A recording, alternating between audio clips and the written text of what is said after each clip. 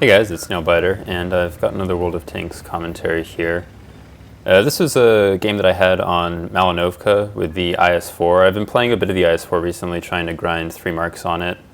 And this was a decent game I had, so I thought I would add some commentary to it, as there's a couple of interesting things that I thought I'd talk about in this replay. So Malinovka generally isn't thought of as a great map for heavy tanks, but when there's no artillery, like in this game, the hill becomes much more viable as a brawling area. And it's much harder to punish slower tanks making their way up to the hill, especially from this side. I think the south side has an advantage going to the hill. So in a game like this, when there are only a couple of tier 10s on each side, it's important for me to get to the hill as quickly as possible and help my team win it. So initially my plan is just to go straight to the hill. However, pretty early on here, you'll notice that the 2 tier 10s on the enemy team get spotted in that southwest area, which means that the enemy probably won't have a lot of stuff that's going to the hill, or at least nothing that's a major threat, since there are only 2 tier 10s on each side. And I have no idea how that bulldog shot penned. As you can see, the pen mark there, I was a little baffled by that in-game, but I ended up snapshotting him here anyway, so I guess it all works out anyway.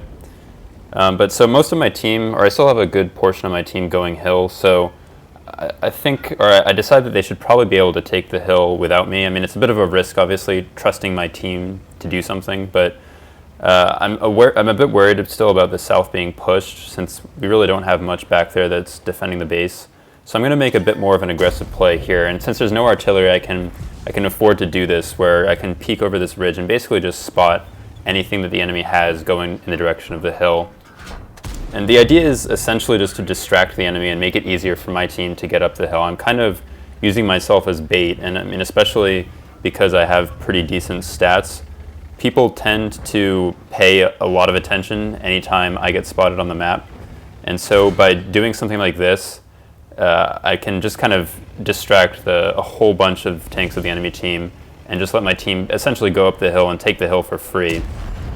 You notice that I scared the T-54 off, and there really wasn't much heading toward the hill anyway. But because I'm in a tank with pretty good survivability like the IS-4, I can be much more aggressive here than I really could in a lighter medium tank, and just put a lot of pressure on the enemy team and force them back.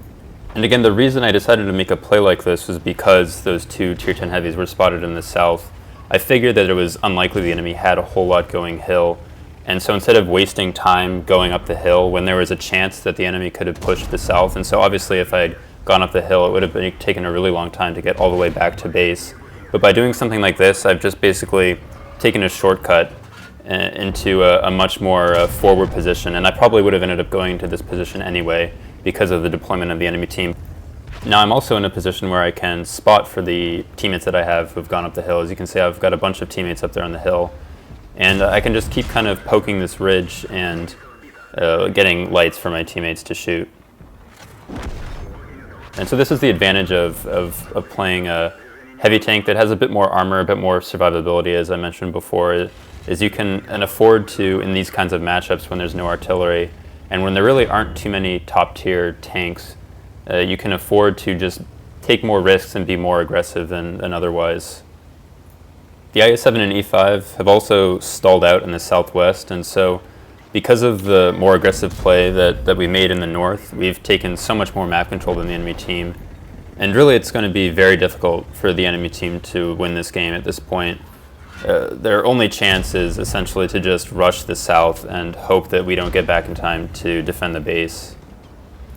I'm being a little cautious at this point, just because I know the enemy still has a few TDs left, and I have lost half of my hit points, so I don't want to just completely give my tank away for no reason.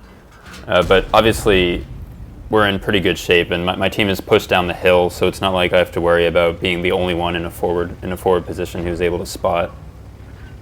The E5 and IS-7 have finally pushed across or down in the south. So it looks like we're probably going to lose that area, and that's really, again, the only way we could lose this game at this point is by getting fast capped. So what I'm going to do just to make sure that there's really no chance for the enemy to cap us out is I'm going to push down this hill, hopefully find a good time to push down the hill, and then just start to go back toward our base in that swamp area, just in case we need resets. So I'll actually fast forward here through some of this stuff, as the game is pretty much won at this point. There's not a whole lot left to do. It's a lot of just cleanup of the lower tier tanks and the TDs that the enemy had still in base. And I'm just going to head, even though it's pretty unlikely at this point, I'm just going to head back in the direction of our cap in case those two tier 10s try to cap us out.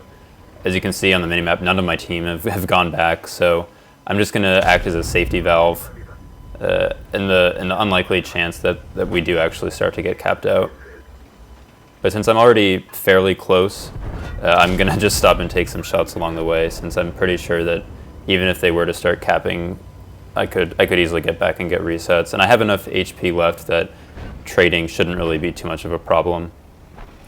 So really the only thing that I really just wanted to highlight in this replay was that adjustment that I made toward the beginning of the round based on the initial spots that my team got of where the enemy team was deploying. Often, I'll have a particular plan in mind at the beginning of a round based on obviously the map and then the team composition, but you should always pay attention to the minimap, especially early on, because depending on what gets spotted, you'll sometimes have to change your plan. And so this replay was essentially just an example of that, and it ended up working out pretty well for me. I got a decent amount of damage, nothing too special, but I got a lot of spotting damage because of how aggressively I pushed. For some unknown reason, my team decides to cap out and robs me of a little bit more damage and spotting damage, but that's the way it goes sometimes. So that's just about the end of the replay, and here I'll show you the post-game stats. And here are the post-game stats. I ended up getting an ace tanker for that round, as well as high caliber Confederate and steel wall. Just over 5,000 damage, so nothing too special in terms of damage, but I also did just over 5,000 assisted damage, and actually blocked over 4,000 damage. So a pretty good all-around game with the IS-4. So I hope you guys enjoyed the video. Thanks for watching, and I'll see you guys later.